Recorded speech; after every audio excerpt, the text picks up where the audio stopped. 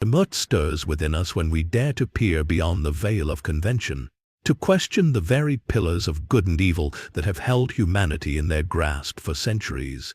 But from freedom, we don't merely seek answers, we chase the courage to ask, to wrestle with the profound, and to emerge transformed. Today we plunge into the electrifying abyss of Friedrich Nietzsche's mind, guided by Bertrand Russell's piercing critique, to unearth a philosophy that rejects the soft comforts of compassion for the jagged heights of power. This is not a sterile lecture hall debate. It's a visceral encounter with a thinker who saw the human soul as a battlefield, where the noble few rise above the bungled masses to claim their destiny. Nietzsche's life was a tempest of brilliance and ruin. Born to a pious pastor's family, his early years were drenched in devotion, yet he would later wield that same fervor to dismantle the sacred. A prodigy in classics and philology, he ascended to a professorship at Basel before illness drove him to solitude in Switzerland's quiet resorts. There, amid physical decay, his intellect blazed until madness seized him in 1888, silencing him until his death in 1900. His loves and hatreds were as fierce as his ideas. Wagner, once a god to him, became a target of savage scorn when Christian echoes tainted their bond. Through it all, Nietzsche crafted a vision of the Superman, not a caped savior, but a Hellenic titan, unbowed by pity or dogma. At true freedom, we embrace this journey as a call to awaken. Nietzsche's ethic, his disdain for Christianity's slave morality, his reverence for aristocratic will, his unrelenting assault on mediocrity challenges us to redefine our existence.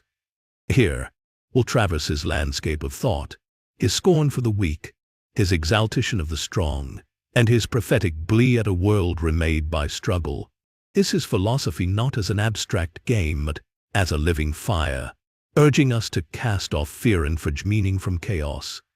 Join us as we unravel Nietzsche's doctrine, a tapestry of beauty and brutality that dares us to ask, what is freedom, if not the power to become what we are?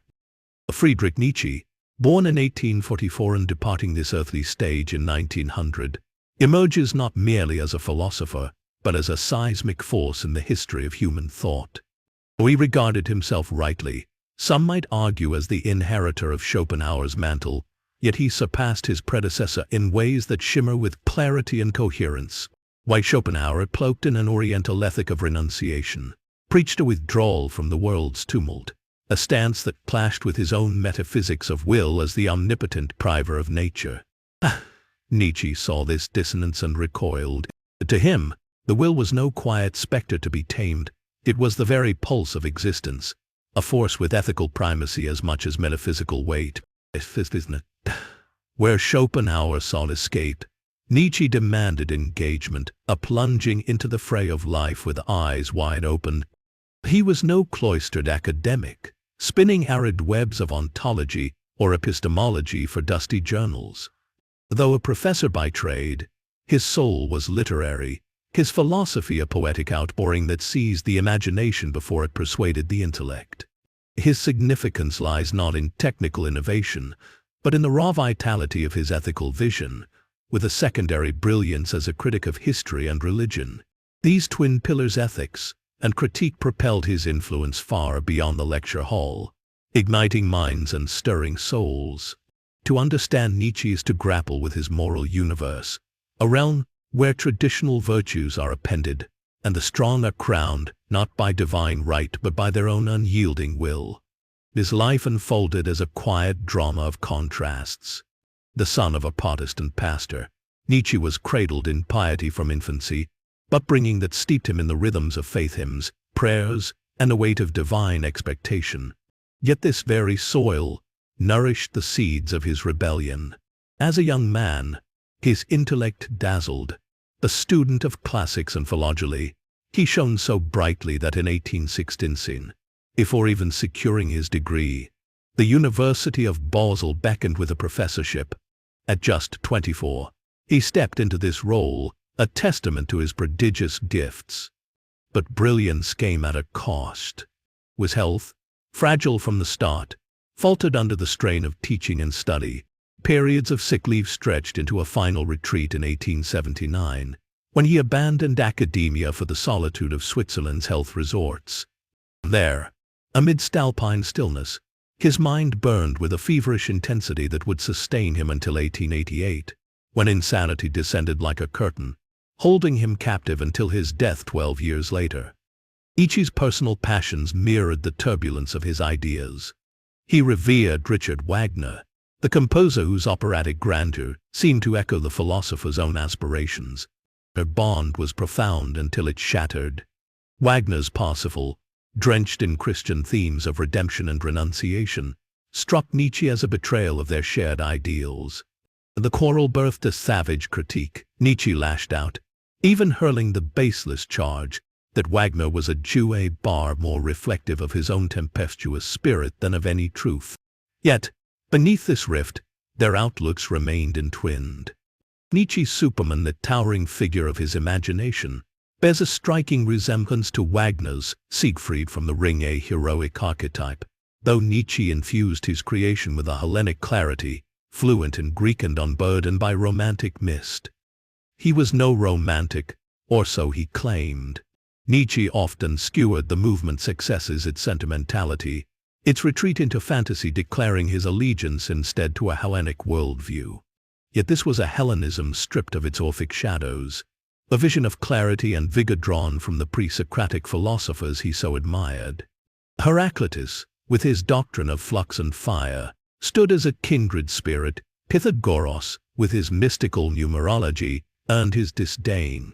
The Greek philosophers from Socrates onward, however, marked a decline in Nietzsche's eyes. Socrates, the humble gadfly, he branded a wrought Uri-era commoner who corrupted Athens, noble youth with a democratic moral taint. Plato, too, fell under his lash, condemned for his taste for edification, though Nietzsche wavered, suggesting perhaps Platon's virtue was a ruse to keep the masses in check. In one breath, he called him a castra to a castrated figure of moral pretense, yet elsewhere hinted at a grudging respect for his cunning.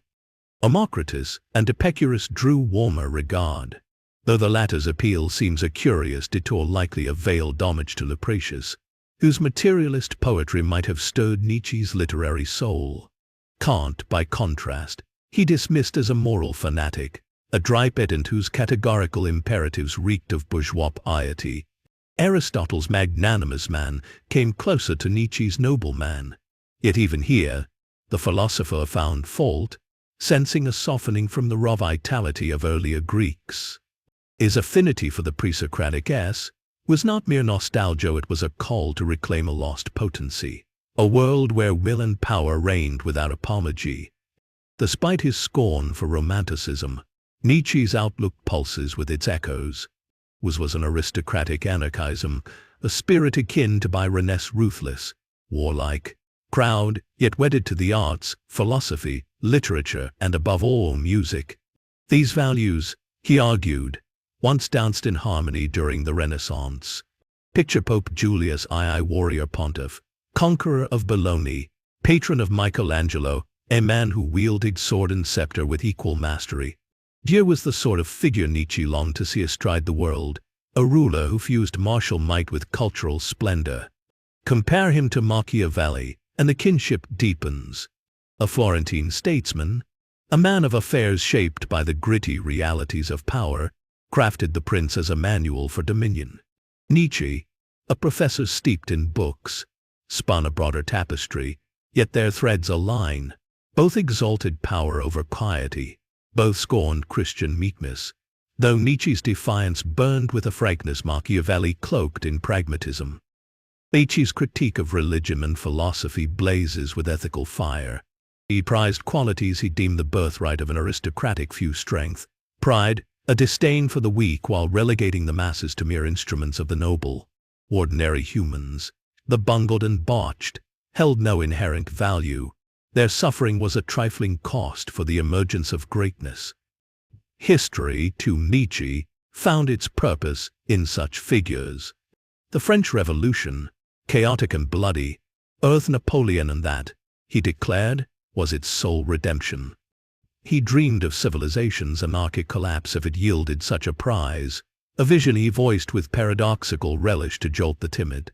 Napoleon, to him, was no mere conqueror but the root of modern hope, a titan whose shadow justified the upheavals of 1789 to 1815. With seminal work, Beyond Good and Evil, wields this vision with theatrical audacity. Adopting good and evil in their conventional dress, he turns them inside out, praising what tradition reviles and reviling what it cherishes. He scoffs at the notion of battling evil as a moral duty, a stance he turns toward Mill, that blockhead he despises with visceral contempt. Mill's utilitarian creed, what is right for one is right for another, strikes Nietzsche as a vulgar leveling, reducing human exchange to a petty ledger of mutual service. True virtue, he insists, is not for all but the privilege of the rare, the noble. It isolates its bearer, defies order, and wounds the weak not from cruelty, but from the necessity of assent. The higher men must war against mediocrity, resisting democracy's tide, for the masses threaten to smother excellence in their collective weight. This ethic is no license for indulgence, it demands Spartan discipline. Nietzsche exalts strength of will, measuring it by its capacity to endure and inflict pain for noble ends. Compassion, he sneers, is a frailty to be excised. Greatness requires rigor, even the annihilation of millions, if it sculpts the man of the future. We foresaw wars of untold scale with a prophet's thrill, though he spurned the state as a collective despot. His hero was no patriot but a solitary giant, a lord of the earth, part of a new aristocracy forged in self-mastery. Antimastimes flickered in his rhetoric.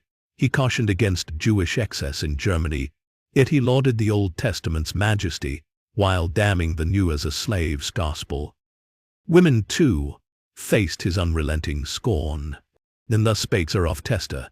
He casts them as unfit for friendship, cats, birds, or cows at best, fit only to amuse the warrior, whip in hand.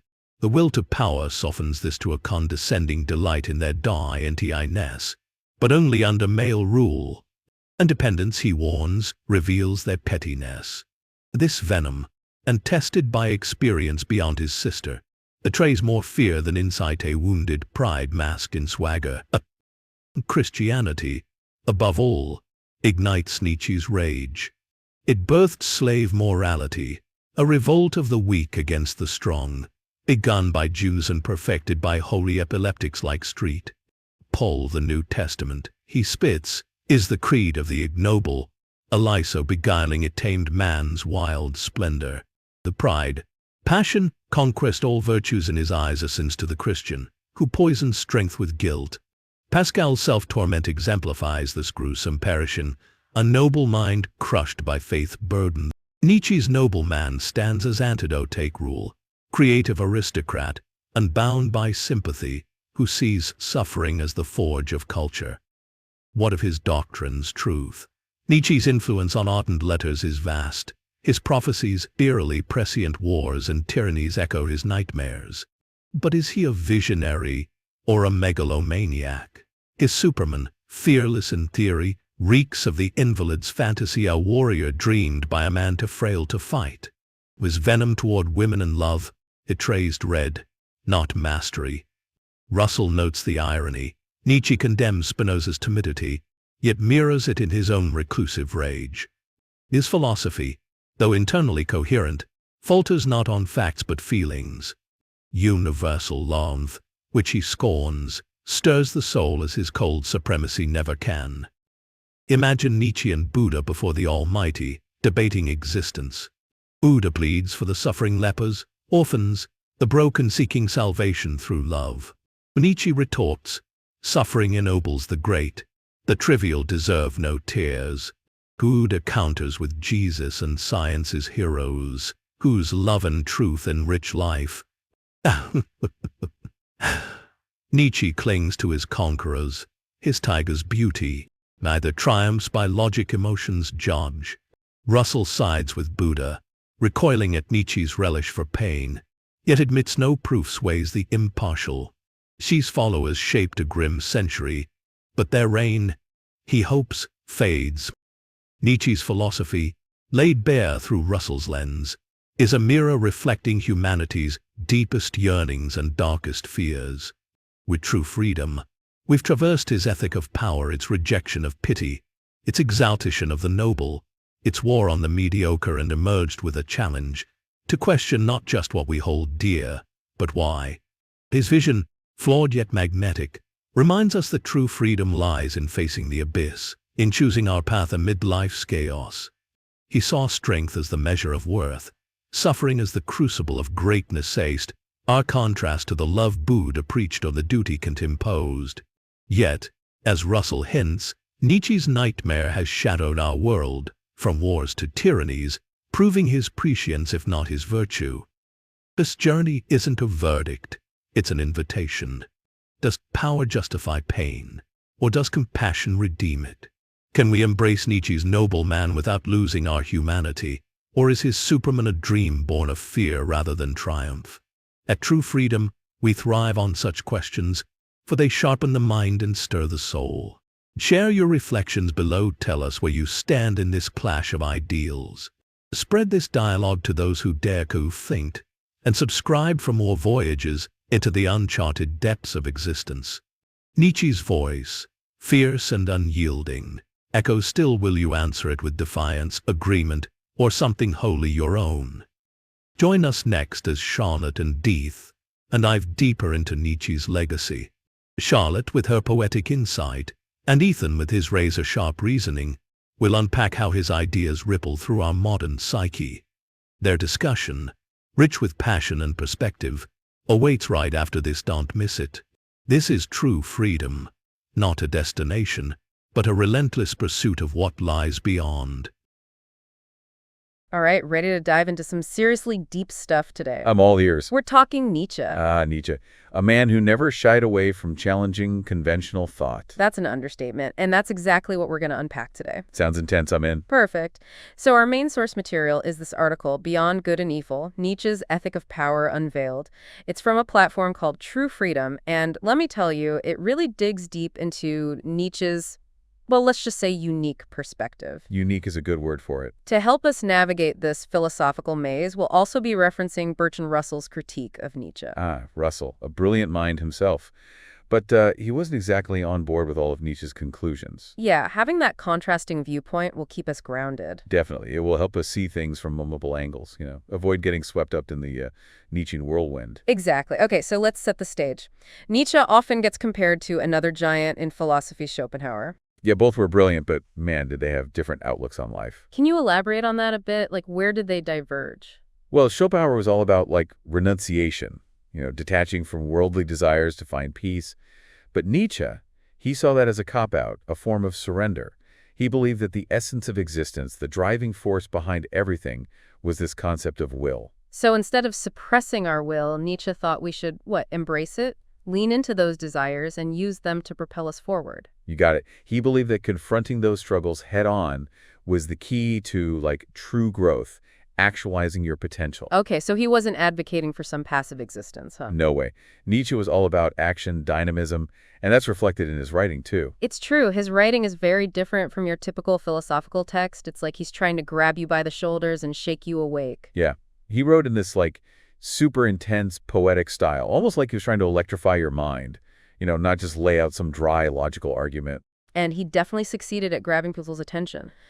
But to understand his philosophy, we need to understand the man himself, right? Definitely. Nietzsche's life was full of contradictions, which, makes sense when you consider his philosophy. I see what you mean. So let's dive into his biography. What were some of the key moments that shaped his worldview? Well, first off, you have to know he was born into a deeply religious family. His dad was a Lutheran pastor. But he ended up becoming, one of the most vocal critics of Christianity. Talk about a rebellious streak. Right. And, academically, he was a superstar, became a professor at 24 years old. But then chronic health issues forced him to retire early, led to a more isolated existence. It makes you wonder how those experiences, the highs and lows, shaped his perspective. No doubt about it. They definitely had a profound influence on his thinking. He saw suffering as a necessary component of growth, which we'll dig into more later. But before we go there, we need to talk about one of the most, let's say, formative relationships in his life. His friendship with the composer, Richard Wagner. Yes, the Wagner connection. This wasn't just like casual buddies hanging out. More like a meeting of the minds. Exactly. Nietzsche was deeply inspired by Wagner's music. He saw it as this, powerful expression of the human will striving for greatness, almost a real-life manifestation of his philosophical ideas. Wow, so it went beyond a simple appreciation for music. It was like a philosophical kinship. Exactly. They were kindred spirits, you could say. But then the relationship took a dramatic turn. Wagner's later work, specifically his opera Parsifal, embraced Christian themes, and Nietzsche, well, he saw that as a total betrayal. Ouch, that had to sting, considering Nietzsche's views on Christianity. Yeah, he saw Christianity as this life-denying force, something that promoted weakness and submissiveness, the opposite of everything he believed in. Right, because for him, the will was this vital creative force, and Christianity, in his view, stifled that impulse. Exactly. And this break with Wagner was deeply personal, and it significantly influenced his later work. It really highlighted that tension in his thinking, the rejection of traditional morality, and the embrace of this, will to power, which, of course, leads us to, his concept of the Superman. Yeah, that's one of his most famous ideas, and honestly one that often gets misinterpreted. So clear this up for us. We're not talking about someone who wears a cape and flies around, right? Definitely not. It's more of a philosophical ideal. The Superman, for Nietzsche, is the ultimate human being, someone who transcends conventional morality and embodies, pure strength, creativity, the will to power in its most potent form.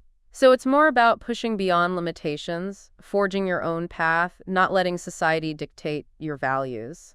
You got it. Nietzsche saw the Superman as someone who embraces life's challenges, creates their own values, lives authentically, even if it means going against the grain. That's a powerful image. And speaking of powerful influences, how did the ancient Greeks factor into his thinking? Nietzsche was a huge fan of the pre-Socratic philosophers like Heraclitus. They emphasized constant change, dynamism, and he saw in their work a spirit of questioning, a rejection of complacency. But wait, I thought he criticized other Greek thinkers, like Socrates and Plato. You're right, he did.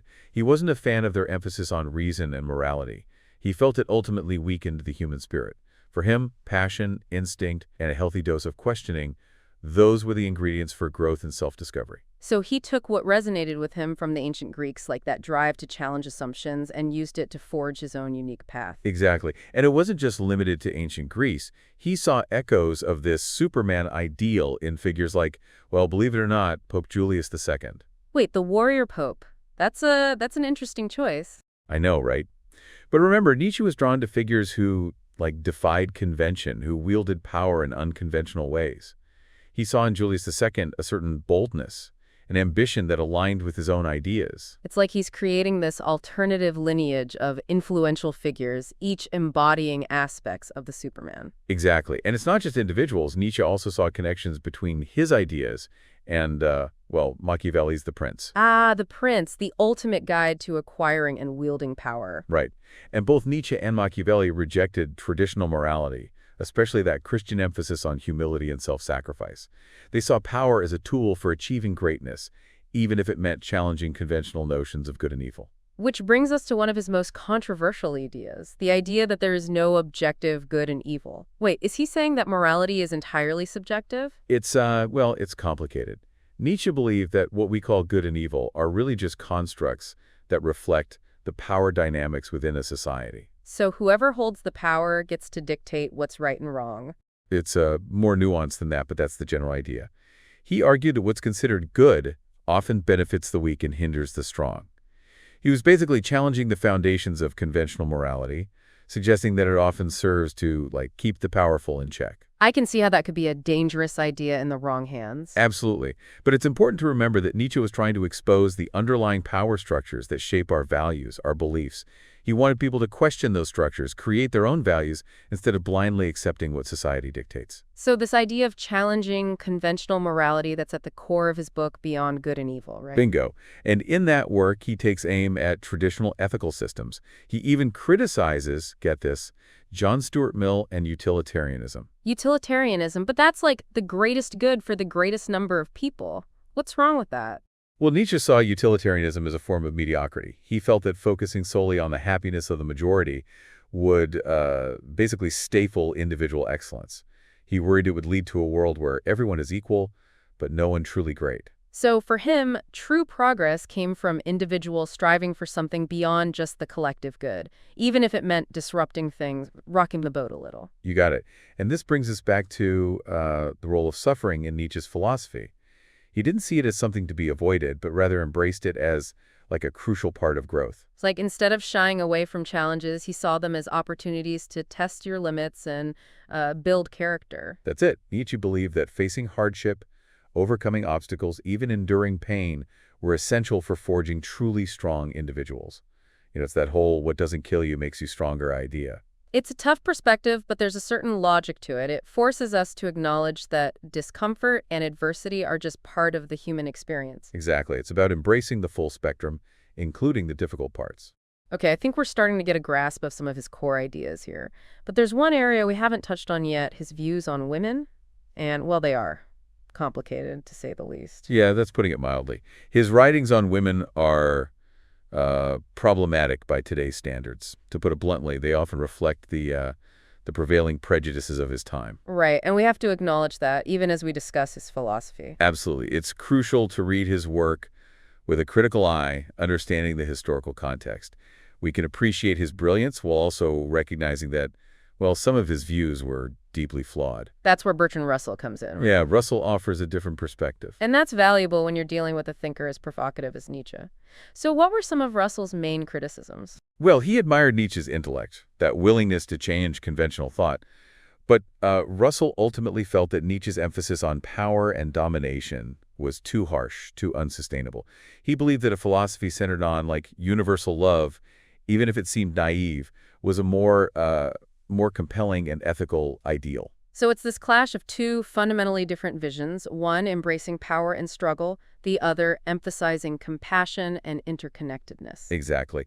And to really highlight this clash, the article, it does this interesting thing. It presents this, like, thought experiment. Imagine Buddha and Nietzsche debating before God. Now that would be a debate for the ages. Buddha advocating for compassion, nonviolence, and Nietzsche championing individual strength and the will to power.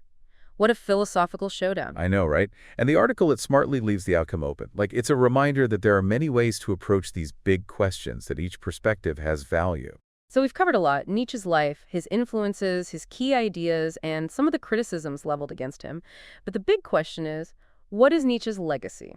How has his work shaped the world? That's a complex question, one that we'll explore in the next part of our deep dive. Nietzsche's impact on 20th century thought, it's undeniable. I mean, his ideas have inspired so many artists, writers, thinkers, but they've also been misused, distorted in ways that, well, he probably would have hated. It's fascinating how his philosophy can be both a source of inspiration and a tool for manipulation. How is it that a philosopher who championed individual strength could be linked to totalitarian regimes? That's a tough one, a question that's puzzled scholars for decades.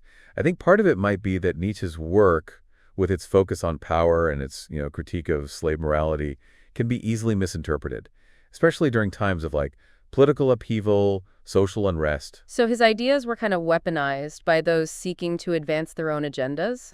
Yeah, unfortunately, that's what happened in some cases. Like, take the concept of the Superman, for example. It was twisted by Nazi ideologues to fit their vision of Aryan supremacy. Which is a far cry from what Nietzsche intended, right? Oh, totally. Nietzsche was a staunch critic of nationalism and anti-Semitism. He saw those ideologies as expressions of herd mentality, the very thing he opposed. That's a tragic irony, his work being used to promote the opposite of what he believed in. It really underscores the importance of, engaging with complex ideas critically, not just taking them at face value. Couldn't agree more. We need to wrestle with the full spectrum of Nietzsche's thought. The good and the bad, the brilliant and the potentially harmful. Otherwise, we risk repeating the mistakes of the past. So how do we approach his legacy in a way that's both honest and productive? How do we separate the insightful from the dangerous? Well, I think it starts with reading his work carefully, not just summaries or, like, secondhand interpretations. Engaging with the Emerson texts is key. We also need to be aware of the historical context. And most importantly, we need to be willing to challenge our own assumptions as we grapple with his ideas. It sounds like navigating Nietzsche's legacy is a delicate balancing act, appreciating his insights without condoning his flaws. Exactly. It's not about blindly accepting everything he wrote or dismissing him outright. It's about engaging in a critical dialogue with his work, recognizing its strengths and weaknesses. And that requires asking some tough questions. Like, what does it mean to embrace the will to power in a way that's ethical, constructive? How do we avoid slipping into the kind of domination and exploitation that, well, Nietzsche seemed to endorse at times? Those are the questions we need to grapple with, and I think part of the answer lies in, really understanding the context of his writings. Remember, he was writing during a time of immense social and intellectual change. He was challenging the very foundations of traditional morality, seeking new ways of understanding what it means to be human. So his ideas were meant to provoke, disrupt, not necessarily to provide blueprint for, like, how to live our lives. Exactly. He was trying to, shake people out of their complacency, get them to question those deep-seated assumptions about good and evil, power, morality. It's like he threw a philosophical grenade into the intellectual landscape of his time, and we're still feeling the aftershocks. Great analogy. Nietzsche's work continues to challenge us to think deeply about ourselves, about power, about the meaning of life itself. And speaking of challenging ideas, in the last part, we talked about Nietzsche's critique of John Stuart Mill and his concept of utilitarianism. Now, on the surface, utilitarianism sounds pretty good, the greatest happiness for the greatest number, right? Yeah, at first glance, it seems pretty reasonable, but Nietzsche saw a darker side to it. He believed that focusing solely on the happiness of the majority could actually stifle individual excellence, lead to a kind of bland conformity. So he saw it as a potential threat to, to truly exceptional individuals, those who push boundaries, challenge the status quo. Exactly. Remember, Nietzsche believed that progress, innovation, often comes from those who dare to be different, those who, refuse to be limited by those conventional norms. And he worried that utilitarianism, with its emphasis on the collective good, might inadvertently suppress that vital spark of individuality. It's almost like he saw a tension between the needs of the many and the aspirations of the few. He seems to be suggesting that a society that prioritizes collective happiness above all else might become, well, stagnant. That's a very sharp observation. Nietzsche was deeply suspicious of any ideology that he felt suppressed individual creativity, that drive to achieve greatness.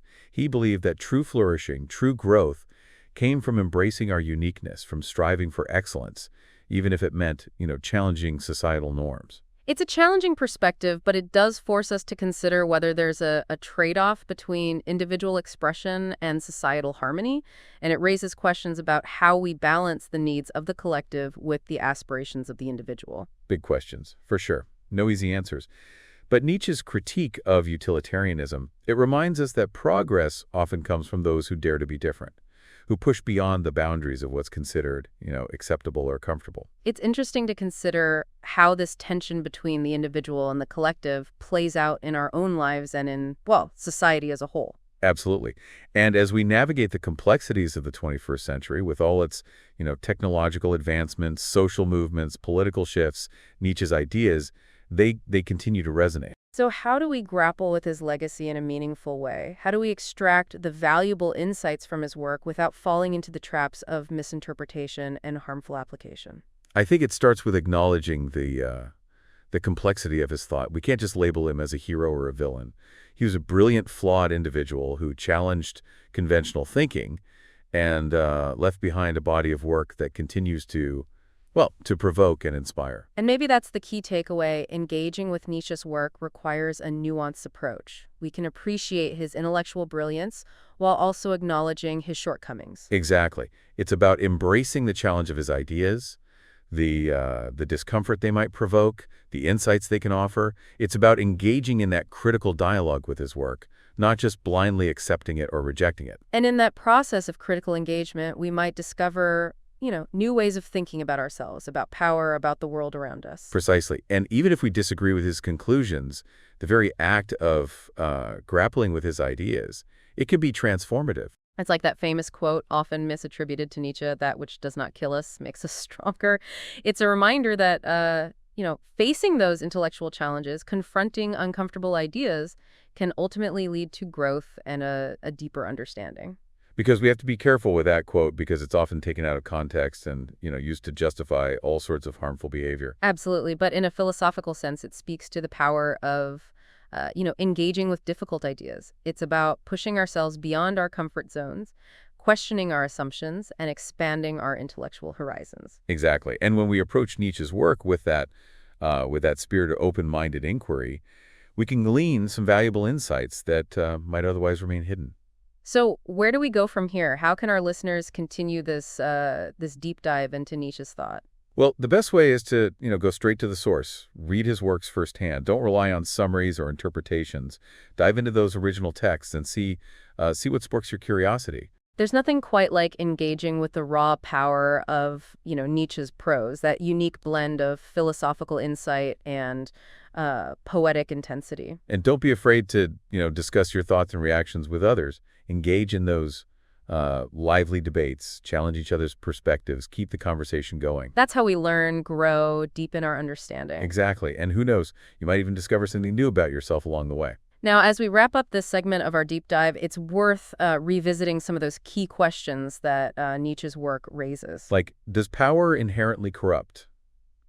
Or can it be a force for good? Is Nietzsche's vision of the Superman ultimately inspiring or, a little frightening? And how do Nietzsche's ideas resonate with our own experiences and challenges in the modern world? These are questions without easy answers, but by, wrestling with them, by engaging in honest and open-minded dialogue, we can gain a deeper understanding of ourselves and the world we inhabit.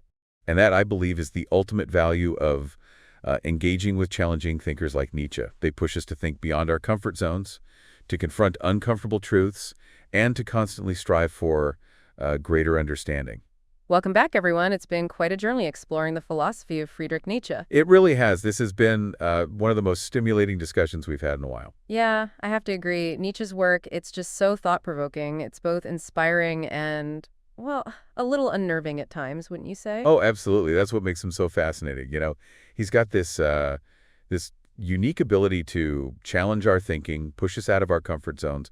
On one hand, he's all about embracing our individuality, striving for greatness, breaking free from the shackles of conventional morality. Right. It's like he's giving us permission to, forge our own paths, to live authentically. Exactly. But then there's the other side of the coin, that emphasis on will to power, that rejection of traditional morality. It can raise some eyebrows. That's the part that makes me a little nervous, to be honest. I mean, it's easy to see how those ideas, if they're taken out of a context, could be, misused. Oh, definitely. That's the tightrope we have to walk with Nietzsche. We have to be aware of the potential for his ideas to be, twisted and used for harmful purposes. But at the same time, we can't just dismiss him outright. There's so much we can learn from his work. So it's not about picking and choosing, taking the parts we like and ignoring the rest. We have to engage with his philosophy as a whole, right? Exactly. It's about having that critical dialogue, understanding the context, the nuances, and ultimately coming to our own conclusions. It's like, having a conversation with a really smart but slightly eccentric friend. You might not agree with everything they say, but you value their perspective. Perfect analogy. I think that's what Nietzsche would have wanted, for us to think critically, to question our assumptions, to really engage with his ideas. He was a philosopher who loved pushing those boundaries, provoking those debates. And even if some of his views make us uncomfortable, they force us to confront some pretty fundamental questions about human nature. Questions like, what does it mean to be powerful? How do we define morality? What's the role of the individual in society? These are timeless questions that are still relevant today. And, I was thinking about earlier Nietzsche's ideas about suffering, hardship. How do they connect to our modern world? Because it seems like today there's this obsession with comfort, with avoiding discomfort at all costs. Yeah, it's true. We've got all these distractions, conveniences designed to make our lives easier, more pleasurable. But Nietzsche would probably argue that all this comfort-seeking, it's actually weakening us. So he saw suffering not as something to be avoided, but as a crucial part of growth, self-discovery. Exactly. He believed that facing hardship, overcoming obstacles, enduring pain, those were all essential for building character, like a crucible that burns away weakness and reveals our true potential.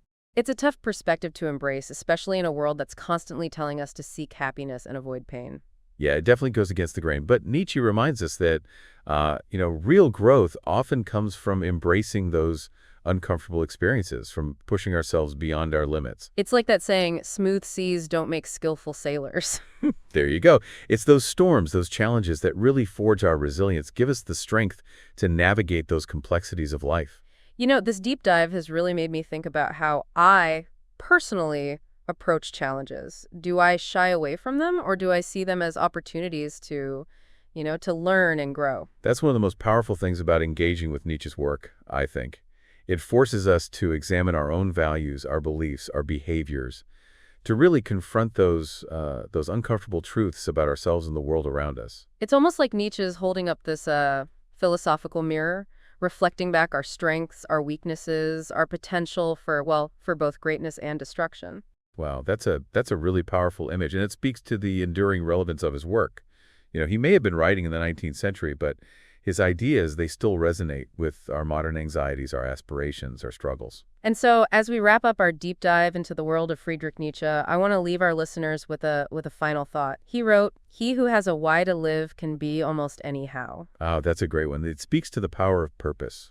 Having that strong sense of why we're here, it can help us endure even the most difficult circumstances. And I think it's a fitting message to end on. Nietzsche challenges us to find our own why, our own meaning and purpose in a world that can often feel chaotic and uncertain. To create our own values, to embrace those strengths, and to strive for something greater than ourselves. It's a call to action, an invitation to live a life of intention, of authenticity.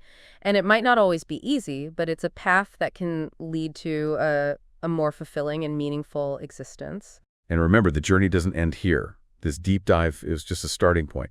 Keep exploring Nietzsche's work, keep having those thoughtful discussions, and allow his philosophy to challenge you, to inspire you. Thanks for joining us on this deep dive into the world of Nietzsche. Keep questioning, keep exploring, keep pushing those boundaries of your own understanding. Until next time.